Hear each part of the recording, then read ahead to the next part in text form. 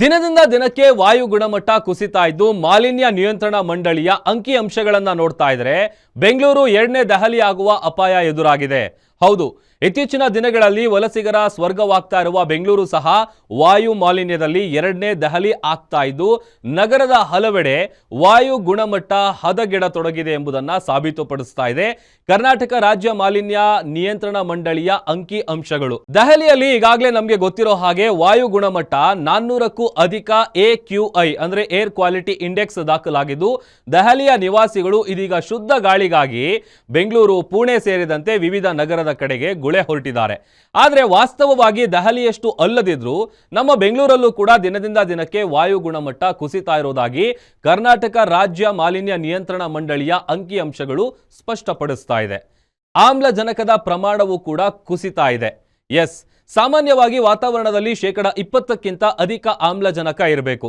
ಬೆಂಗಳೂರಿನಲ್ಲಿ ನಿರಂತರ ಅರಣ್ಯ ನಾಶ, ಕಾಂಕ್ರೀಟೀಕರಣ, ನಾಗರೀಕರಣ, ವಾಹನ ದಟ್ಟಣೆ ಸೇರಿದಂತೆ ಇನ್ನು ಮೊದಲಾದ ಕಾರಣಕ್ಕೆ ಆಮ್ಲಜನಕದ ಪ್ರಮಾಣ ಈಗಾಗಲೇ 19%ಕ್ಕಿಂತ ಕಡಿಮೆ ಆಗಿದ್ದು ತಕ್ಷಣ ಎಚ್ಚೆತ್ತುಕೊಳ್ಳದಿದ್ರೆ ಮುಂಬರುವ ದಿನಗಳಲ್ಲಿ ಬೆಂಗಳೂರು ಕೂಡ ಎರಡನೇ ದೆಹಲಿ ಆಗೋದ್ರಲ್ಲಿ ಯಾವುದೇ ಡೌಟ್ ಇಲ್ಲ.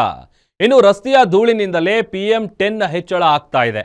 ಅಷ್ಟಕ್ಕೂ ಈ PM10 ಎಂಬುದು ಕಣ್ಣಿಗೆ ಕಾಣದಷ್ಟು ಸಣ್ಣ ಪ್ರಮಾಣದ ಧೂಳು.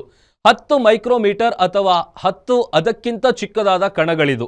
ಉಸಿರಿನ ಮೂಲಕ ದೇಹ ಸೇರುವ ಇವು ಶ್ವಾಸಕೋಶ, ಹೃದಯ, ರಕ್ತನಾಳದ ಅನಾರೋಗ್ಯ ಸಮಸ್ಯೆಗಳಿಗೆ ಕಾರಣ ಆಗುತ್ತೆ. ಹಾಗಾದ್ರೆ ನಮ್ಮ ಸಿಲಿಕಾನ್ ಸಿಟಿ ಬೆಂಗಳೂರು ನಗರದಲ್ಲಿ ಸದ್ಯ ವಾಯು ಗುಣಮಟ್ಟ ಎಷ್ಟಿದೆ ಅನ್ನೋದನ್ನ ನೋಡೋದಾದ್ರೆ ಹೆಬ್ಬಾಳದಲ್ಲಿ ಕಳೆದ ಸೆಪ್ಟೆಂಬರ್ 51 ಇದ್ದ AQI ಈಗ 147 ಆಗಿದೆ. ಜಯನಗರ 5th ಬ್ಲಾಕ್ನಲ್ಲಿ ಕಳೆದ ಸೆಪ್ಟೆಂಬರ್ ತಿಂಗಳಲ್ಲಿ 74 ಇದ್ದ ಏರ್ ಕ್ವಾಲಿಟಿ ಇಂಡೆಕ್ಸ್ ಈಗ ನವೆಂಬರ್ನಲ್ಲಿ 110ಕ್ಕೇರಿದೆ. ನಿಮಾನ್ಸು ಸೆಪ್ಟೆಂಬರ್ 73 ಇತ್ತು AQI ಲೆವೆಲ್, ಈಗ ಅದು 106 ಆಗಿದೆ. ಇನ್ನು ಸಿಟಿ ರೈಲ್ವೆ ನಿಲ್ದಾಣದಲ್ಲಿ ಕಳೆದ ಸೆಪ್ಟೆಂಬರ್ ತಿಂಗಳಲ್ಲಿ 95 ಇದ್ದಂತಹ AQI ಈಗ 108ಕ್ಕೆ ಏರಿದೆ. ಬಸವೇಶ್ವರ ನಗರದಲ್ಲಿ ಸೆಪ್ಟೆಂಬರ್ನಲ್ಲಿ 43 ಇದ್ದ AQI ಈಗ 51 ಆಗಿದೆ. ಜಿಗಣಿಯಲ್ಲಿ ಸೆಪ್ಟೆಂಬರ್ 72 ಇದ್ದ ಏರ್ ಕ್ವಾಲಿಟಿ ಇಂಡೆಕ್ಸ್ ಈಗ 86ರ ಗಡಿ ದಾಟಿದೆ. ಇನ್ನು ಕಸ್ತೂರಿ ನಗರದಲ್ಲಿ ಸೆಪ್ಟೆಂಬರ್ ತಿಂಗಳಲ್ಲಿ 59 ಇದ್ದ ಏರ್ ಕ್ವಾಲಿಟಿ ಇಂಡೆಕ್ಸ್ ಈಗ 68 ಆಸುಪಾಸ್ ಆಗಿದೆ. ಜೊತೆಗೆ ಪೀಣ್ಯ ಕೈಗಾರಿಕಾ ಪ್ರದೇಶದಲ್ಲಿ ಕಳೆದ ತಿಂಗಳು ಸೆಪ್ಟೆಂಬರ್ನಲ್ಲಿ 87 ಇದ್ದ AQI ಈಗ 139 ಇದೆ. ಮೈಲಸಂದ್ರದಲ್ಲಿ ಸೆಪ್ಟೆಂಬರ್ನಲ್ಲಿ 83 ಇದ್ದ AQI ಈಗ 134ಕ್ಕೆ ಏರಿಕೆಯಾಗಿದೆ. ಅದೇನೇ ಇರಲಿ, ಈ ಅಂಕಿ ಅಂಶಗಳನ್ನ ನೋಡ್ತಾ ಇದ್ರೆ ಮುಂದೆ ನಮ್ಮ ಬೆಂಗಳೂರು ಕೂಡ ಎರಡನೇ ದೆಹಲಿ ಆಗೋದ್ರಲ್ಲಿ ಯಾವುದೇ ಡೌಟ್ ಇಲ್ಲ.